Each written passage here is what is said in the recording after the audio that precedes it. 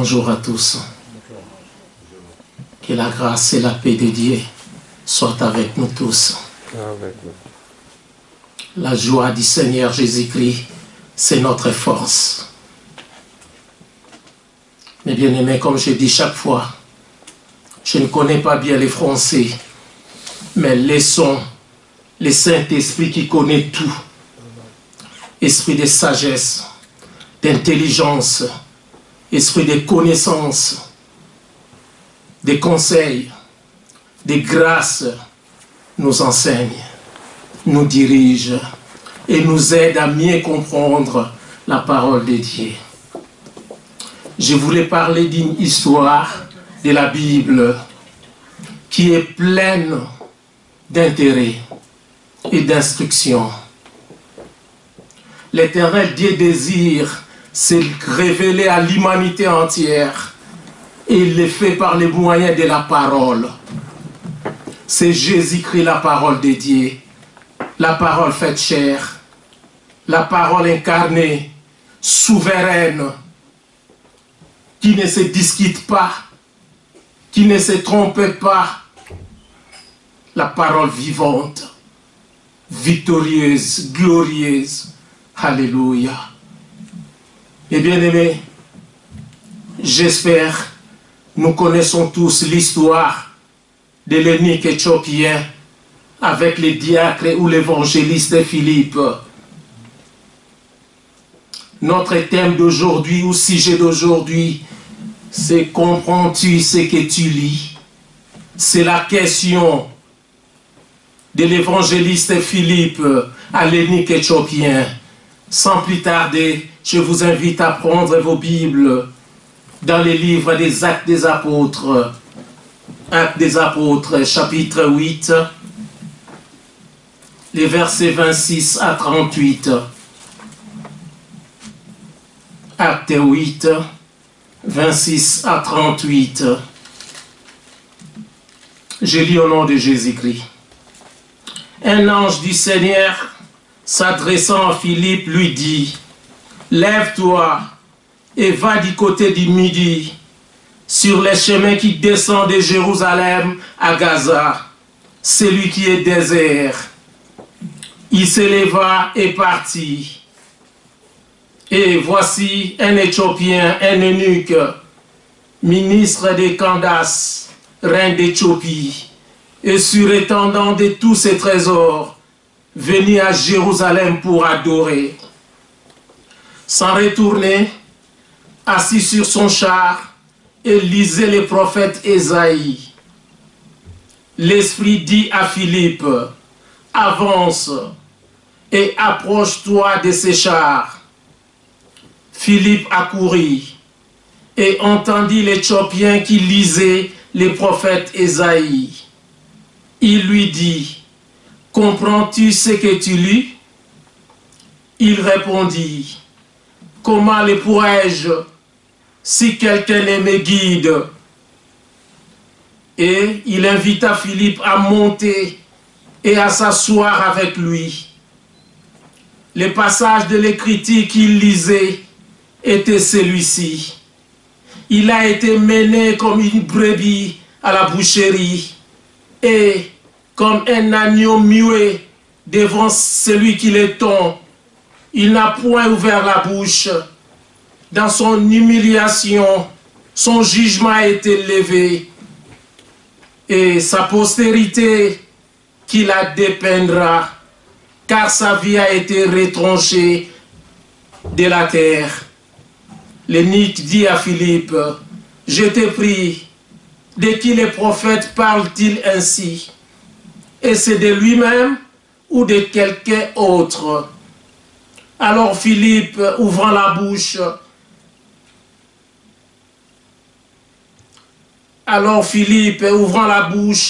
et commença par ces passages, lui annonça la bonne nouvelle de Jésus. Comme ils continuaient leur chemin, ils rencontrèrent de l'eau. Et l'eunuque dit, « Voici de l'eau. Qu'est-ce qui m'empêche que je sois baptisé? » Philippe dit, « Si tu crois de tout ton cœur cela est possible. L'eunuque répondit, je crois que Jésus-Christ est le Fils de Dieu. Il fit arrêter les chars. Philippe et l'eunuque éthiopien descendirent tous deux dans l'eau. Et Philippe baptisa l'eunuque.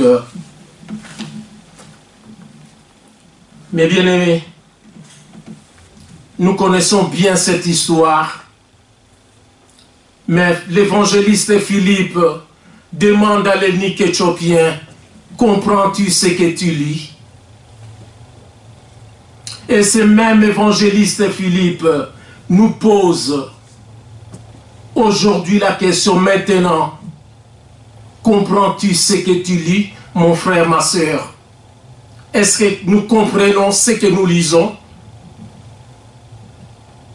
Mes frères et sœurs, dans la Bible, qui est la parole de Dieu, il y a des passages qui sont très simples, mais cela ne veut pas dire qu'ils sont profonds. Nous connaissons quelques passages de la parole de Dieu et nous essayons d'aller en profondeur dans l'étude de la Bible. L'étude biblique est très importante pour nous chrétiens. Ce n'est pas pour rien, pasteur Jean-Marie insiste de nous inviter à cette étude. Dans ce texte, il y a deux personnages. Commençons d'abord par l'évangéliste ou le diacre Philippe. Serviteur prêt à faire toujours la volonté de Dieu. Il est envoyé 2 fois par un ange de Dieu et puis par l'Esprit. Mais bien-aimé, Philippe a couru pour aller rencontrer un eunuque éthiopien qui lit les rouleaux ou les textes de la prophétie d'Ésaïe 53. Philippe n'a pas dit que non, je ne suis pas prêt. Philippe n'a pas refusé sa mission. Il n'a pas donné de justification pour ne pas l'accomplir. Philippe est allé accomplir son devoir. Lui qui venait d'évangéliser en Samarie une grande foule en guérissant les malades, en faisant des miracles, en annonçant le Messie, Jésus-Christ. Ça, vous pouvez le voir toujours dans les mêmes livres des Actes des Apôtres, les mêmes chapitres 8, les versets 1 à 8. Et bien aimé, Philippe n'a pas dit non, j'ai assez travaillé, mais il a retravaillé pour son Dieu. C'est ça que nous devons faire, mes bien-aimés. Philippe avait soif d'exécuter ce que Dieu lui demande. Il avait soif de gagner des âmes en Jésus-Christ. Est-ce que nous avons cette soif à nous, mes frères et sœurs? Nous avons cette soif de gagner des âmes en Jésus-Christ, d'exécuter bien le travail de Dieu. Nous avons cette soif. Nous devons demander au Saint-Esprit de nous remplir de cette soif, de rallumer le feu du Saint-Esprit, le feu ardent. Voilà ce qu'il nous manque pour que la gloire de Dieu resplendisse en tout lieu, partout où nous sommes. Nous devons rallumer le feu, mes bien-aimés. Ne laissons pas le feu éteint. L'évangéliste Philippe était dirigé par un esprit. Et nous aussi, nous avons le Saint-Esprit pour nous guider. N'ayons pas peur, mes bien-aimés. Travaillons comme l'évangéliste Philippe. Seigneur Jésus a dit, si tu peux, tout est possible à celui qui croit. Marc 9, 23. Philippe est un bon exemple pour nous, chrétiens d'aujourd'hui. La deuxième personne, c'est l'eunuque éthiopien, ministre de la reine d'Éthiopie, trésorier royal, celui qui s'occupait de tous les trésors de la reine. Mais bien aimé, il avait l'argent. Mais Dieu lui manquait. Il était motivé pour faire un long voyage de l'Éthiopie jusqu'à Jérusalem, vers Gaza, dans le désert. L'eunuque éthiopien n'a pas vu la distance. Il n'a pas vu le désert à traverser, de l'eau à traverser.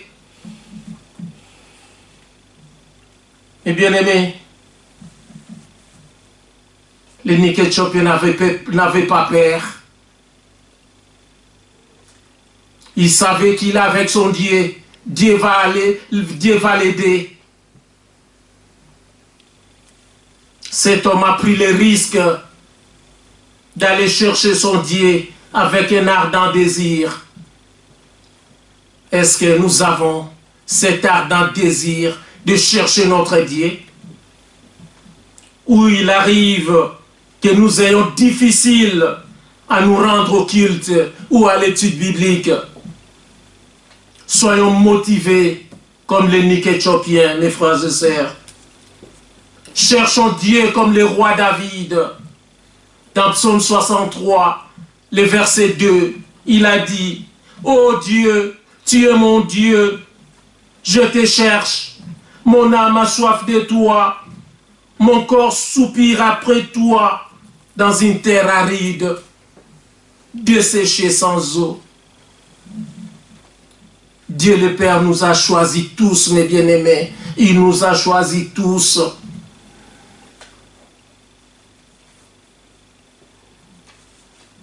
Nous devons la désirer. Mais bien-aimés, en lisant les textes d'Ésaïe, l'eunuque éthiopien était curieux de savoir de qui on parle. C'est en ce moment que Philippe lui a posé cette question: comprends-tu ce que tu lis? L'eunuque éthiopien était honnête de dire la vérité. Un ministre qui dit la vérité en étant ignorant. L'eunuque éthiopien n'était pas gêné de dire la vérité. Non, je ne connais rien. Et comment pourrais-je comprendre si personne ne m'explique? Quelle franchise, mes bien-aimés, quelle sincérité.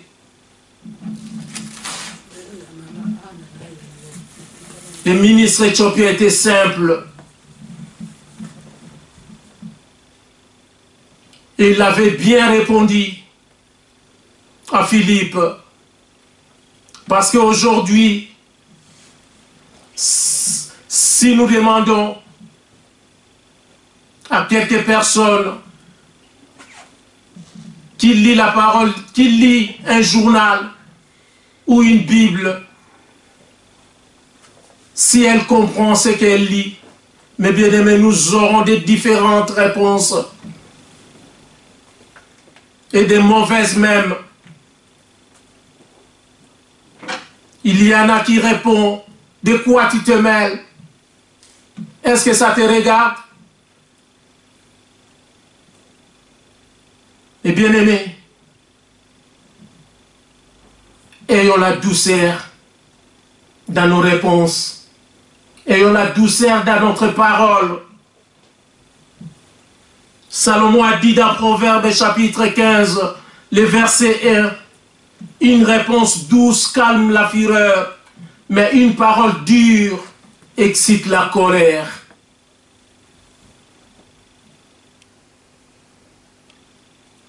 Dans le verset 31, l'eunuque éthiopien invita Philippe, qui ne connaissait pas, à monter sur son char et à s'asseoir à côté de lui. Quel amour, mes bien-aimés! Quelle humilité!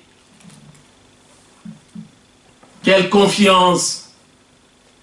L'Éthiopien n'avait pas peur d'un inconnu, d'un étranger.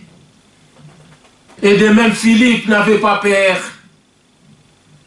De nos jours, c'est la méfiance. Ah, on ne le connaît pas, qu'il reste là où il est.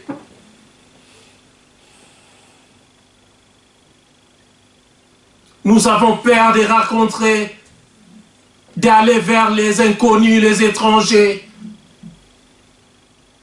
Mais bien aimés, si nous avons le Saint-Esprit en nous, pourquoi avons-nous peur? N'ayons pas peur d'un inconnu. Il n'est pas nécessairement mauvais ou dangereux. Il peut avoir que ce soit les personnes que nous connaissons qui nous fassent du mal. Regardons, Judas a fait mal à Jésus. Caïn a fait mal à Abel. Judas et Jésus étaient proches. Caïn et Abel étaient de la même famille. N'ayons pas peur des étrangers. Nous devons approcher des inconnus avec la parole de Dieu. Le Saint-Esprit est là pour nous aider. Et si nous demeurons sous l'abri du Très-Haut, nous reposons à l'ombre du Tout-Puissant. Alléluia. N'ayons aucune crainte. Si Dieu est pour nous, qui sera contre nous? Personne. 1 Pierre chapitre 4, le verset 9 nous demande d'exercer l'hospitalité les uns les autres, sans murmure. C'est une bénédiction et un devoir chrétien. L'eunuque éthiopien a montré l'amour du prochain. Il a montré qu'en étant ministre, il faut chercher à connaître la parole de Dieu. Croyants, non-croyants, l'Éternel a besoin de nous. Ésaïe 55, le verset 6 déclare: cherchez l'Éternel pendant qu'il se trouve.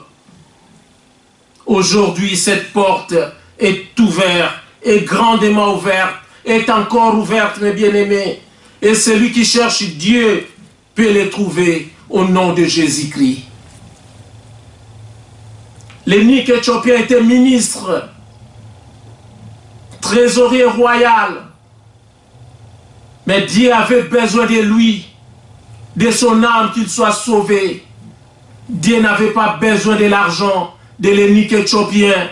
Il n'avait pas besoin de ces titres de ministre ou d'un eunuque. Mais bien aimé, tout appartient à Dieu. L'or, l'argent, tout appartient à Dieu. C'est lui seul le créateur de toutes choses visibles et invisibles. Nous devons chercher Dieu de tout cœur. Mais bien aimé, partout où nous sommes, ne cherchons pas les plaisirs de ce monde qui ne durent pas. Tout passera, mais la parole de Dieu ne passera pas. L'évangile selon Matthieu, chapitre 6, le verset 33 dit: cherchez premièrement le royaume des cieux et la justice de Dieu, et toutes ces choses vous seront données par-dessus.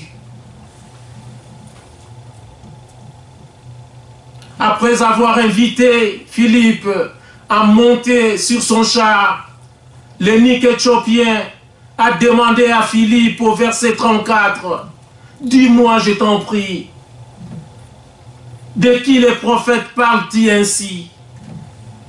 Et c'est de lui ou de quelqu'un d'autre? Et Philippe lui annonça la bonne nouvelle qui concerne Seigneur et Sauveur Jésus-Christ, l'agneau de Dieu ressuscité, l'agneau vivant. L'eunuque éthiopien a compris que Jésus-Christ est tout pour nous. Il est la pierre angulaire, il est notre Seigneur et Sauveur, c'est lui qui nous a rachetés. Mais bien aimés, il n'y a le salut en aucun autre. Les saluts, c'est Jésus-Christ de Nazareth. Ce n'est pas les sectes, ce n'est pas les yogas, les marabouts, les féticheurs, les voyants, les astrologues. Les saluts, c'est Jésus-Christ de Nazareth. Alléluia. La bonne nouvelle de Jésus-Christ a transformé l'ethnique éthiopien en demandant d'être baptisé en voyant l'eau. L'ethnique éthiopien n'a pas hésité. De suite en voyant l'eau, il a demandé les baptêmes à Philippe. Il a tout compris, l'ethnique éthiopien. Et pourquoi nous ne voulons pas comprendre? Nous qui écoutons chaque fois la parole de Dieu, mais nous ne sommes pas encore baptisés. Qu'est-ce que nous attendons? L'eau est là. Rachetons les temps, mes bien-aimés. Pour ceux qui ne sont pas encore baptisés, rachetons les temps, car les jours sont mauvais.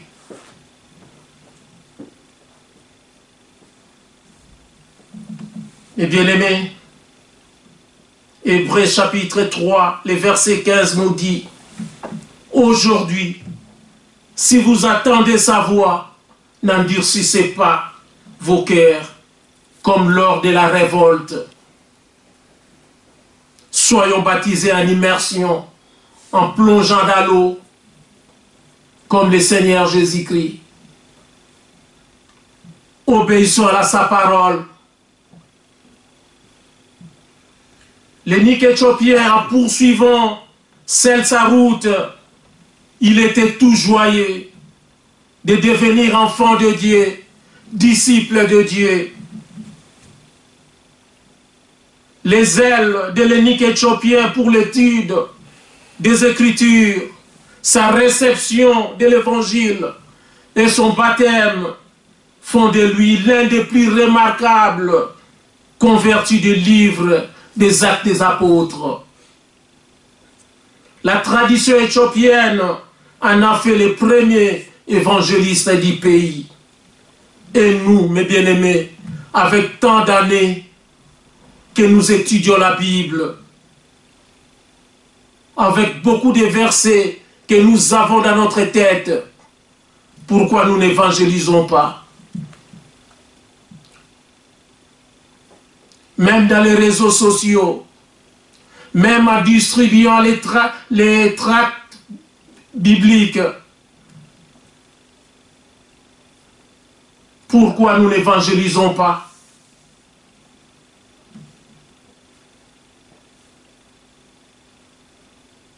L'ethnique éthiopien écoutaient la bonne nouvelle de Jésus-Christ, la bonne évangile. Et bien aimés, nous aussi nous devons annoncer la bonne nouvelle aux autres, pas la mauvaise. Pas seulement critiquer, parler derrière les autres, commettre des péchés comme on mange des cacahuètes. Nous devons annoncer la bonne nouvelle de Jésus-Christ, l'évangile de paix et non de guerre, l'évangile de joie, de bonté, de miséricorde, de compassion, d'amour, pas de la haine. Et bien aimé, l'ethnique éthiopien avait bien compris et sa vie a changé totalement.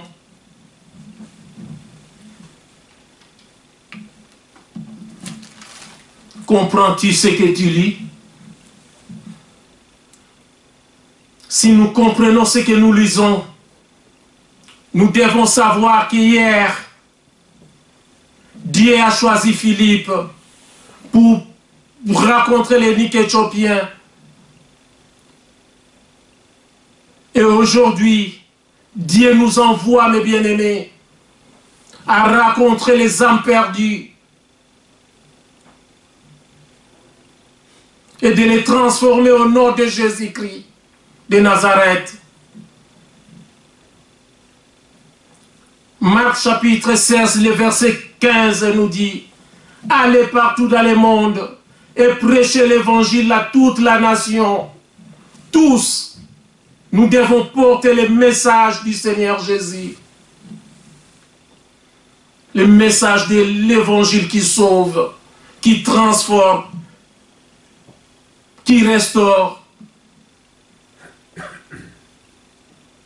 Est-ce que nous comprenons ce que nous lisons dans la Bible? Matthieu chapitre 22, le verset 37 et 39 nous dit: tu aimeras le Seigneur ton Dieu de tout ton cœur, de toute ton âme et de toute ta pensée.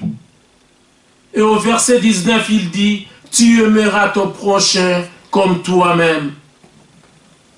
Si nous disons aimer Dieu, pourquoi nous désobéissons à sa parole?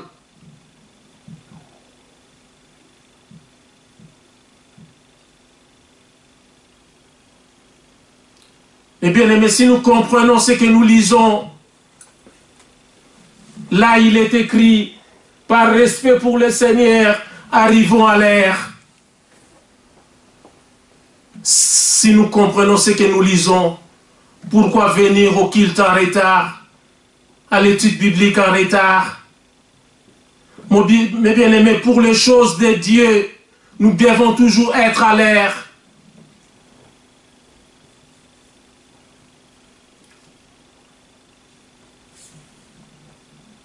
Dieu est tout pour nous, mes frères et sœurs. Si nous comprenons ce que nous lisons, nous ne devons pas haïr nos prochains. Nous sommes tous l'image de Dieu, la ressemblance de Dieu. Pourquoi haïr ton prochain? Aimons Dieu, nos prochains. C'est le commandement de Dieu. Mes bien-aimés, nous devons comprendre la parole de Dieu en n'ayant pas de faux dieux, des idoles dans notre vie. En ne prononçant pas les noms de Dieu pour le mal, en honorant nos papas et mamans. Comprenons les Écritures, mes bien-aimés, en ne commettant pas de meurtre, ni d'adultère et de vol, en ne faisant pas de faux témoignages contre nos prochains, en ne convoitant ni la femme, ni la maison, ni la terre, ni rien de ce qui appartient à nos prochains. Contentons-nous de ce que nous en avons. Mes frères et sœurs, la lutte sera inégale si nous ne restons pas fermement liés à Jésus-Christ de Nazareth par la prière et la lecture de la parole de Dieu. Soyons du côté de Jésus-Christ, celui qui a vaincu le monde. Nous devons bien vérifier les Écritures comme les chrétiens des Bérets et faisons très attention à ce qui retranche, à ce qui rajoute ou qui déforme la parole de Dieu dans la Bible. Mes bien-aimés, publions l'évangile de Jésus-Christ qui fait connaître l'amour, la paix, la joie. Philippiens chapitre 4, le verset 9 nous demande de pratiquer les choses apprises, reçues, entendues et vues en Jésus-Christ dans la vie quotidienne. Concernant la Sainte Seine, mes bien-aimés, la parole de Dieu nous dit: buvez-en tous, donc tous les baptisés. Mais pourquoi nous refusons la Sainte Seine, mes frères et sœurs? Est-ce que nous comprenons ce que nous lisons?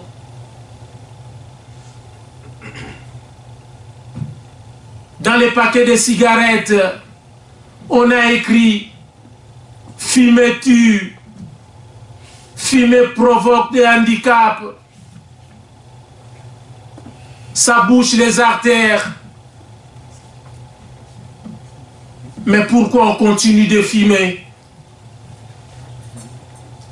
Est-ce que nous comprenons ce que nous lisons?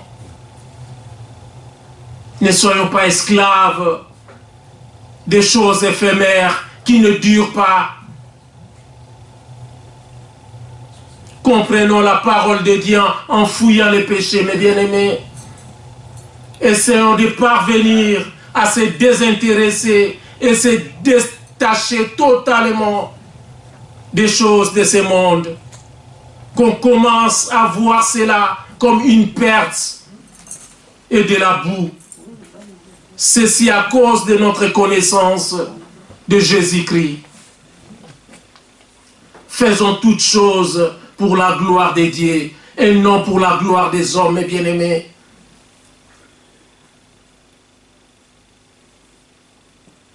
Seigneur Jésus a dit dans sa prière dans l'évangile selon Matthieu, chapitre 6, verset 12, « Pardonnez-nous nos offenses, comme nous aussi nous pardonnons à ceux qui nous ont offensés. » Mes frères et sœurs, pardonnons, en fait que notre Père nous pardonne.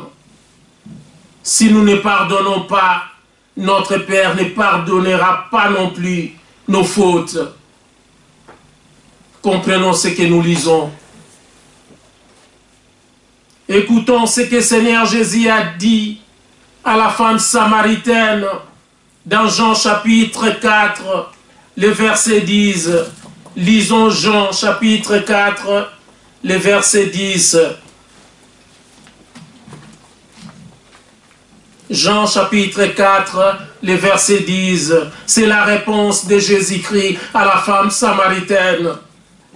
Jésus lui répondit, « Si tu connaissais les dons de Dieu, et qui est celui qui te dit, donne-moi à boire, tu lui aurais toi-même demandé à boire, et il t'aurait donné de l'eau vive. » Mais bien aimé, la femme samaritaine ne connaissait pas le Seigneur Jésus-Christ. Il ne connaissait pas l'eau vive, l'eau spirituelle que Jésus parlait. Elle était ignorante. Mais la femme samaritaine a appelé Jésus Seigneur. Elle a appelé Jésus prophète. Mes frères et sœurs, la femme samaritaine a écouté attentivement la parole de Jésus-Christ. Et sa vie a été transformée. Elle a été évangélisée dans son village.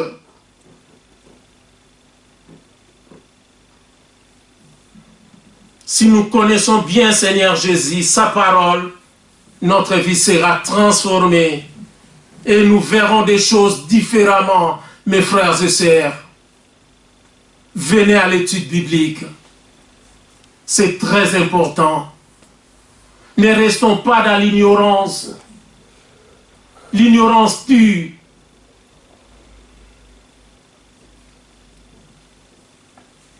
Luc chapitre 10, le verset 2 déclare, « La moisson est grande, mais il y a peu d'ouvriers. » Ne passons pas à côté de notre mission, mes bien-aimés, en se concentrant aux choses du monde. La femme voyait l'eau à boire, mais Jésus voyait autrement. Les disciples voyaient à manger, mais Jésus voyait autrement. Mais bien aimé, l'homme ne vivra pas de pain seulement, mais de la parole qui sort de la bouche de Dieu.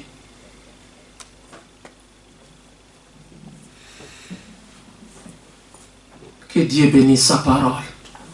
Au nom de Jésus-Christ. Amen.